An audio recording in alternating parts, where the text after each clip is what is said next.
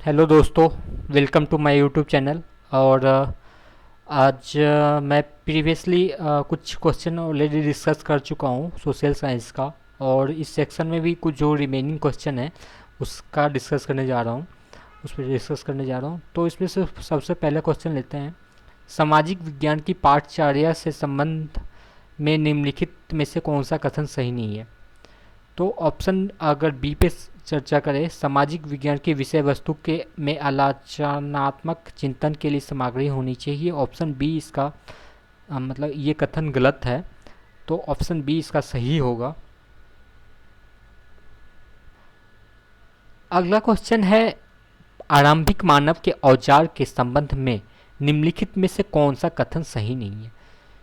तो आरंभिक मानव के औजार अगर हम इसमें क्या कहते हैं ऑप्शन बी पे कंसिडर करें तो मध्य पाषाण काल की तुलना में पुरा पाषाण की काल के औजार अधिक परिष्कृत थे। तो आ,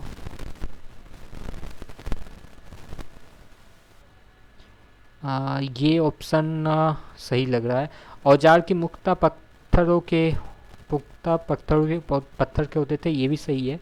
पुरा पाषाण काल के मानव शिकारी थे, मानव शिकारी थे, हाँ ये भी सही है।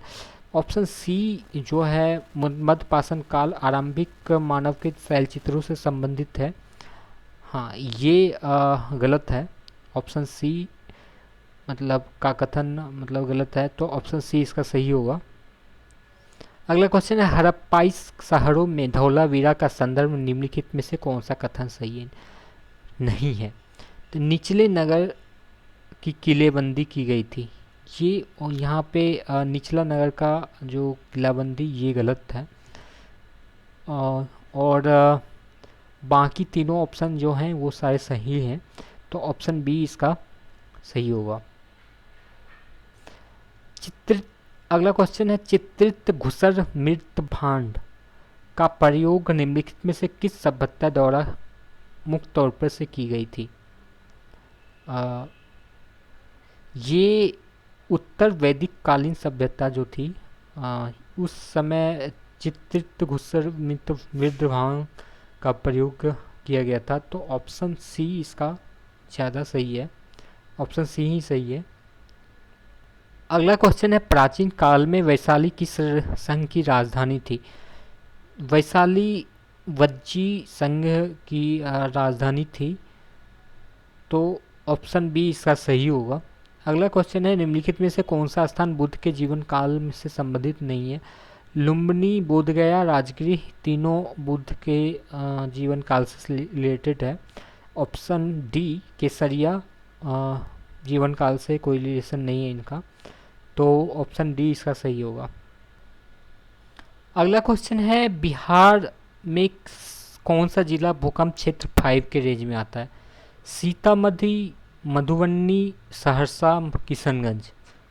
सीतामढ़ी मधुबनी तो पूरी तरह भूकंप क्षेत्र 5 में आता है। सहरसा और किशनगंज ये भी आधा आधा भूकंप क्षेत्र 5 में आता है, तो इसमें ऐसा नहीं है कि कम पूरा और या फिर आधा, तो इसमें से मतलब भूकंप क्षेत्र अंतर्गत आता है, मतलब कौन सा जिला आता है, थोड़ा भी आता है तो वो उसे हम मानेंगे कि पूरे मतलब ऑप्शन में सही मानेंगे। तो इसमें से अगर हम ऑप्शन पे गौर किया जाए तो ऑप्शन डी है, जिसमें केव सॉरी ऑप्शन बी है 1 2 3 4, तो ऑप्शन बी इसका सही होगा।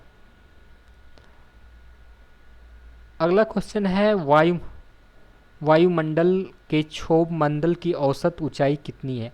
औसत ऊंचाई पूछ रहा है इसका, तो ऑप्शन ए होगा 13 किलोमीटर। ये जो मतलब जो हमारे इक्वेटर पे होती है इसकी ऊंचाई होती है 22 किलोमीटर, 22 से 23 किलोमीटर, और आपका ध्रुव पे इसकी ऊंचाई हो जाती है 6 से 7 किलोमीटर, तो इसका एवरेज निकालने पे 13 किलोमीटर होगा, तो ऑप्शन ए इसका सही होगा।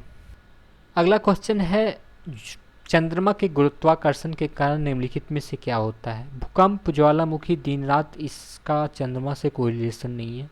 हाँ, ज्वार भाटा जो होती है चंद्रमा के गुरुत्वाकर्षण के कारण बढ़ती है और घटती है, तो ऑप्शन ए इसका सही होगा। अगला क्वेश्चन है, निम्नलिखित में से कौन सा जिला बिहार के पूर्वी विभाग भूभाग पे स्थित है? तो पूर्वी भूभाग मतलब अगर मैप में देखा जाए तो कटिहार सबसे ज़्यादा, इन सारे ऑप्शन में से कटिहार सबसे पूर्वी भूभाग पे स्थित है, तो ऑप्शन ए इसका सही हो जाएगा। अगला क्वेश्चन है, निम्नलिखित में से बिहार के किस जिले की सीमा किसी राज्य से नहीं मिलती है? तो अगर चारों ऑप्शन को देखा जाए तो ए सी डी चारों का चारों किसी न किसी राज्य के बॉर्डर से मिलती है। सिर्फ ऑप्शन बी दरभंगा किसी भी राज्य और किसी भी देश से नहीं मिलती है, तो ऑप्शन बी इसका सही हो जाएगा।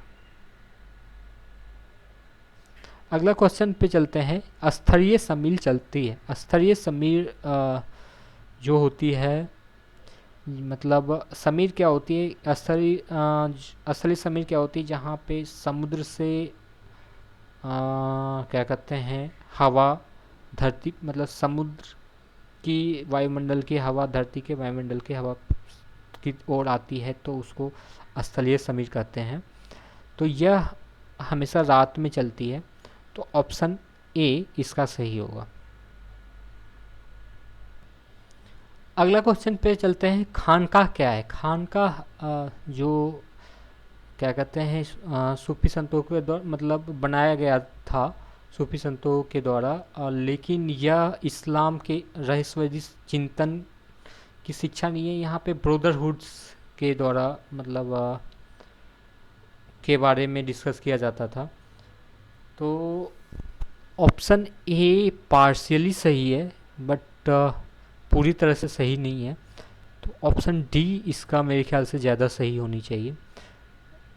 और अगला क्वेश्चन है, न्यूमेटिक्स का अध्ययन किससे संबंधित है? न्यूमेटिक्स जो का मतलब होता है सिक्कों का संग्रहण करना, तो न्यूमेटिक्स का अध्ययन सिक्के से रिलेटेड है, तो ऑप्शन ए इसका सही हो जाएगा। अगला क्वेश्चन है, निम्नलिखित पंक्तियां किससे संबंधित है? शुभ सुख चैन वर्षा वर्षे भारत भाग है जागा, पंजाब सिंध गुजरात मराठा द्रविड़ उत्कल गंगा। ये जो है हमारा जो राष्ट्रगान था उसको हिंदी वर्जन में करके सुभाष चंद्र बोस ने आज़ाद हिंद फौज के लिए ये राष्ट्रगीत बनाया था, तो ऑप्शन ए इसका सही होगा। आज़ाद हिंद फौज का राष्ट्रीय गीत था ये।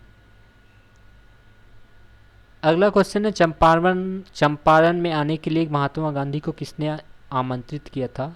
राजकुमार शुक्ल ने महात्मा गांधी को चंपारण में नील की खेती के जो होती थी उसके विरोध में उसको मतलब उसको उससे बहुत सारा शोषण होता था किसानों का, तो उसके अगेंस्ट में राजकुमार शुक्ल ने महात्मा गांधी को चंपारण बुलाया था। अगला क्वेश्चन है, बिहार में चंपारण सत्याग्रह शताब्दी कौन सा स्थान बिहार के चंपारण सत्याग्रह से जुड़ा हुआ नहीं है? नालंदा जो है बिहार के चंपारण के सत्याग्रह से जुड़ा हुआ नहीं था, तो ऑप्शन बी इसका सही होगा। अगला क्वेश्चन है, बिहार एक स्वतंत्र राज्य के तौर पे 1912 में अस्तित्व में आया। यह बिहार बंगाल से अलग होकर बना था और 1912 में बना था, तो ऑप्शन ए इसका सही हो जाएगा, बंगाल से अलग होकर।